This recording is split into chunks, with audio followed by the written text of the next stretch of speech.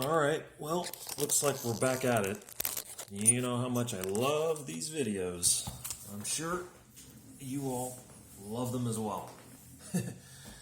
Not really, but I will try to make this as painless as possible. So, new chapter, the last chapter. This is chapter 11 on the A.S.A.D curve.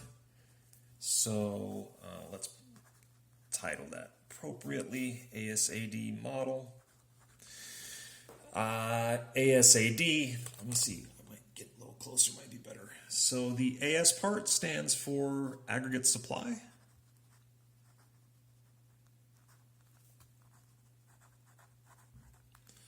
And the AD part stands for aggregate demand. So the idea is we're going to look at the entire economy's production and the entire economy's sort of demand for that production, and this is where we're going to reach our overall equilibrium.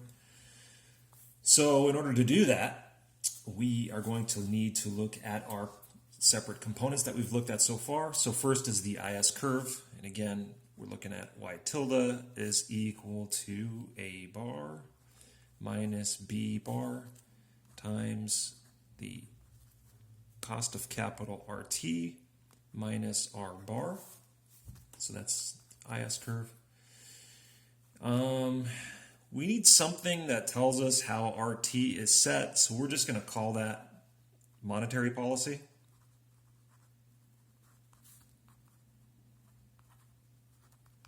Okay. And last but not least is our Phillips curve.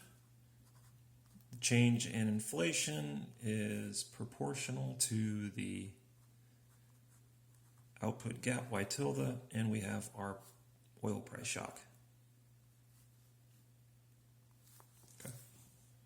Okay, so in the last problem set, or the one that you're doing right now, I introduced you a sort of a kind of a preliminary monetary policy rule, which looked like so. It said that you're going to set RT. It's going to be set equal to some long-run value of sort of the return on those investment projects, like the average return to investment. But then we're also going to have the central bank responding to the inflation rate that's higher than the inflation that we are targeting. So let's call that pi capital T for target. So if inflation happens to be right where we want it to be, so that pi T is equal to pi target, this becomes 0, and the central bank will set RT simply just equal to R bar. All right. And if inflation is greater than target, then that leads to the interest rate being greater than the marginal product of capital, or the return on investment, as we called it, this little R bar. You think of that as like the average height of the French fries from the French fry model. And if inflation was too low,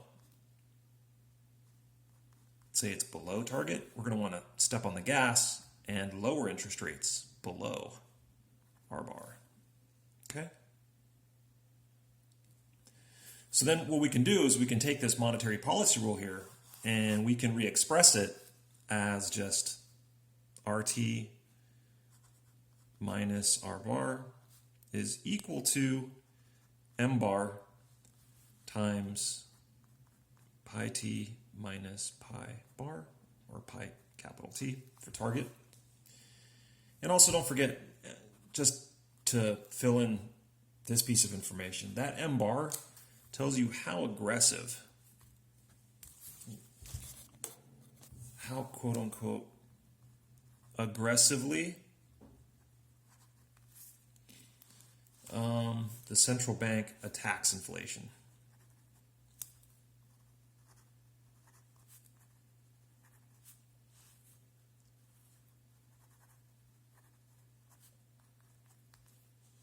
And that's inflation that's too high. So it's inflation that's greater than the target. So if M bar is a pretty big number, it means that if inflation's just a little bit above target, that central bank is going to really, really lift their foot off the gas to slow everything down. Also, if inflation is way lower than target, they're going to really stomp on the gas to get the economy going. So M bar just tells you how aggressive this particular central bank is at responding to inflation that's greater than target or less than target. Okay? So that's just the intuition behind M bar. Okay, so we've got our rule here, and just to keep the notation consistent, I'm just going to assume, let's just call pi t, let's call it pi bar, just to kind of keep everything that's a parameter with a bar over it. But you can think of that as this is just the target, right?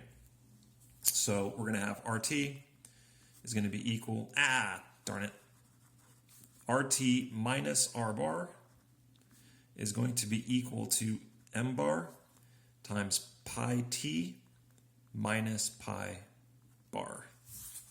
Okay? And what we're going to do is we've got an RT minus R bar here.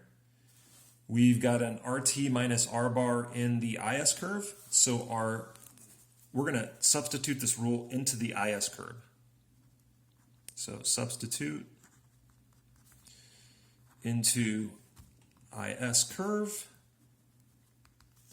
And what we get is y tilde t is going to be equal to A bar minus B bar. Now instead of RT minus R bar, we're going to have M bar times pi t minus pi bar. Boom. Okay? So now we're going to see that when we graph our new IS curve, no longer are we going to have RT on the x-axis and y tilde on the y-axis, but we're going to have y tilde on the x-axis, and now we're going to have inflation on the y-axis. Okay? And the idea here is we're going to have a downward sloping aggregate demand curve. So this is AD. So again, this new curve, when we substitute the monetary policy rule into the IS curve, we get what's called the AD curve, aggregate demand curve. Okay? And it's downward sloping, reflects a negative relationship between inflation and the output gap. The idea is as inflation crawls up, the central bank responds to that higher level of inflation by increasing interest rates, and that slows economic output down. So we're going to have, again, 0 here. So y tilde equals 0, exactly where inflation is going to be equal to the target. So if inflation is equal to target, the central bank is simply going to set the interest rate equal to R bar, and in that case, y tilde is going to be 0, or it's going to be equal to A bar, but we know that A bar is on average 0, so that's where we get this from. All right. So now what's the slope of this thing? Again, don't run into the mistake of assuming that the slope is just B bar M bar. We actually have to solve this for pi t because we have to put it in a point slope form. Again, don't forget, pi is on the y-axis, y tilde is on the x-axis. So we actually have to put this in terms of y equals mx plus b so that it matches what we have on the graph. All right? So if I solved this equation for pi, let me just do that real quick. Let me do that on another page because this might get a little bit hairy. So, and I'll come back to that picture. All right. Okay, this is getting too hard. All right. So we're going to start with y tilde t equals A bar minus B bar M bar pi t minus pi target or pi bar. Let's expand this. So that's the same as A bar minus B bar M bar pi t, B bar M bar pi t, plus B bar M bar pi bar. Let's bring B bar M bar over to the left, and we get B bar M bar pi t equals, and I'm going to bring y tilde t to the right. So we have A bar plus B bar M bar pi bar. So many bars. Minus y tilde t. Okay. And then divide both sides by B bar M bar. So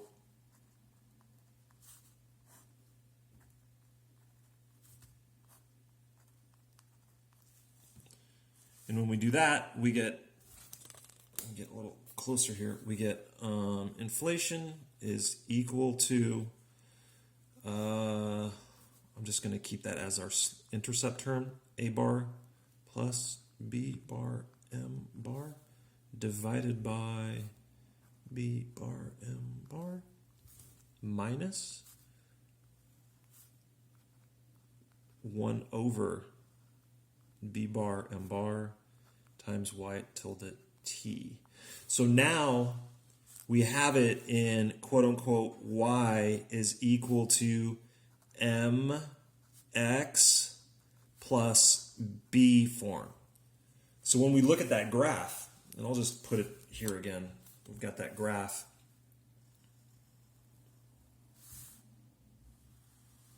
That looks like so. Y tilde there, pi there, and we've got downward sloping AD curve. We know that the slope of aggregate demand, let me do this real quick.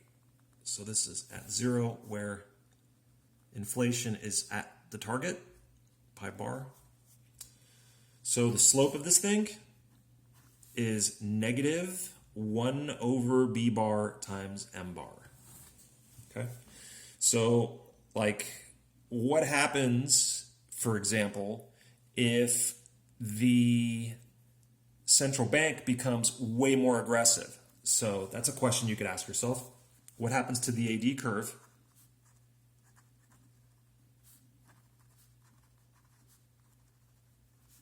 if central bank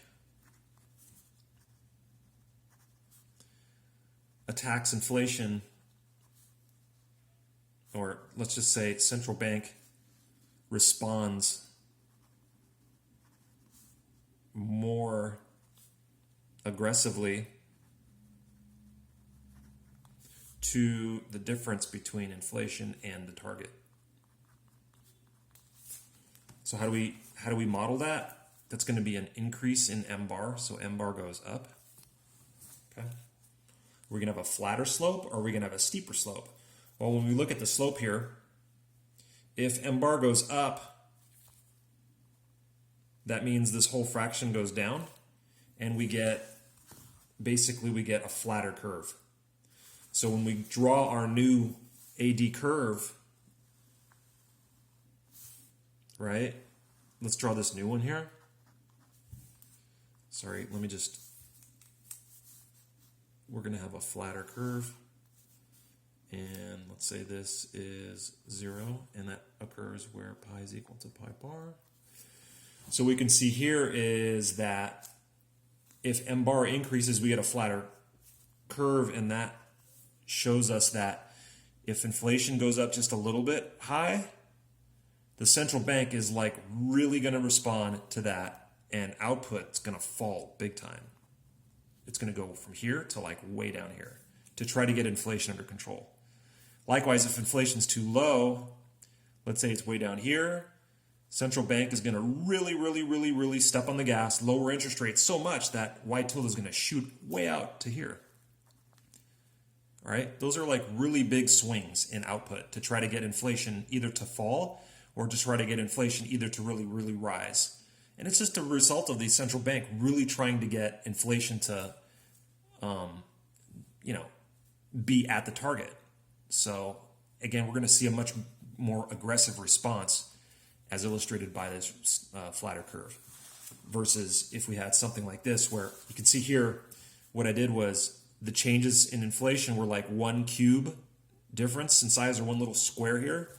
If we did the same thing out here, let's say above and below, what you can see is that the output gap doesn't really change nearly as much. I mean, here you can see it's just like 1 square versus like 3 of them down here, okay? So that is kind of how you would get a response from the central bank that's amplified, right? Okay, that covers that. So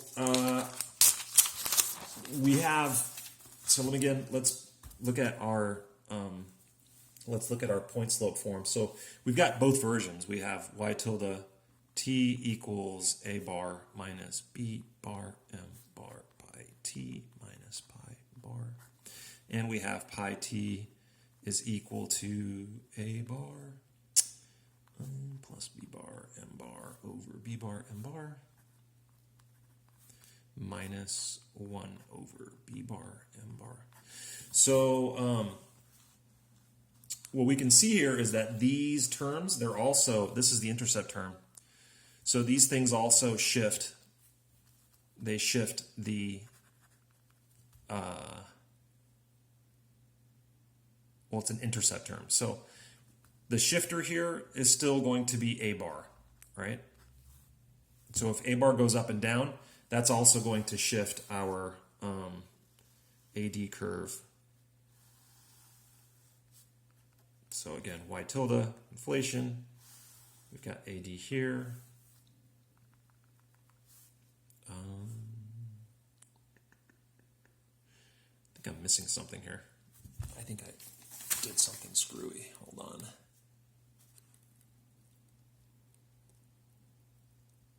Oh, that's what I forgot. I forgot the pi bar. All right, there's a pi bar here that was a casualty of war. I left it, or a casualty of algebra, I guess. I didn't, when I was solving for the point slope form here, I left it here, but for whatever reason, I didn't bring it down here. I don't know why. When we went from here to here, I forgot it, but it's supposed to be there, right? That's -1 point for the professor. All right, so shifter is a bar, and we could also have a shifter being pi bar. So depending on what the target for inflation is, that's going to shift this thing up and down as well.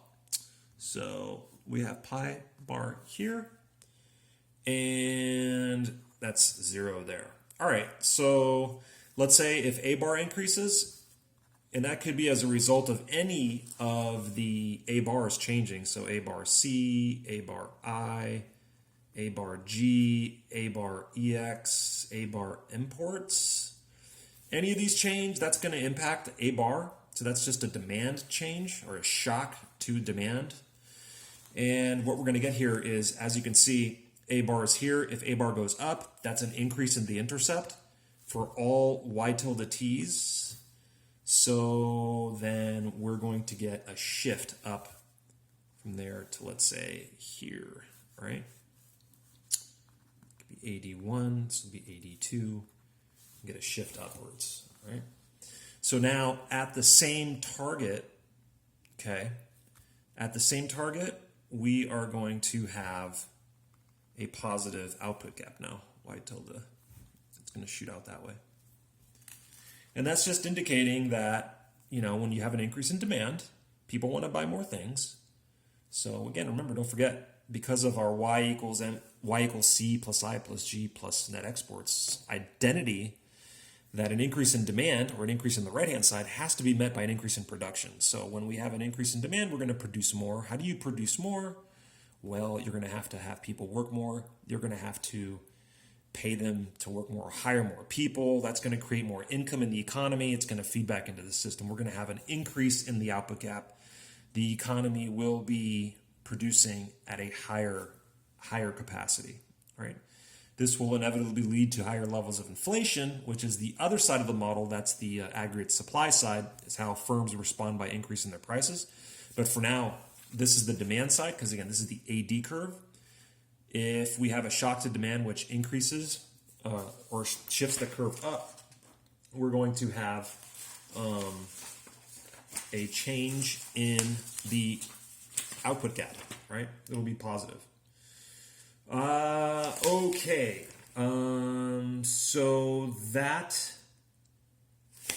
Okay. The other thing we can have is, so again, this would be an A bar. Let's talk about another shift. Let's say that the central bank wants to lower inflation. So it's going to choose a lower target. So we're going to start again. Here's our AD curve. And it's going to be, let's say this is pi bar. And let's say this is the first target. So let's call that pi bar 1. And that is going to give us a 0 output gap, or actual output's going to be equal to potential output. But let's say now that the central bank wants to pursue an inflation target pi bar 2, which is lower than pi bar 1, okay? Well, if we look at our point slope form here, we see that pi bar is an intercept term. So if pi bar goes down, this intercept falls as well. So we're going to have a shift, let's say downwards to, that's AD1, let's say this is AD2, and it is going to be indicative of our new target here, pi bar 2, okay?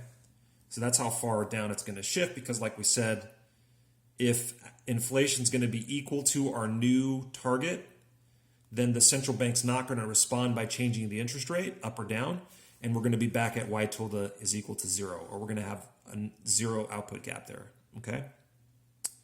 And this obviously, both of these examples work in the total opposite direction if the central bank maybe wants to have higher inflation, so pi bar is going to, the targeted level of inflation is going to grow, or if we have, instead of an increase in A bar, we have a decrease in A bar all of a sudden.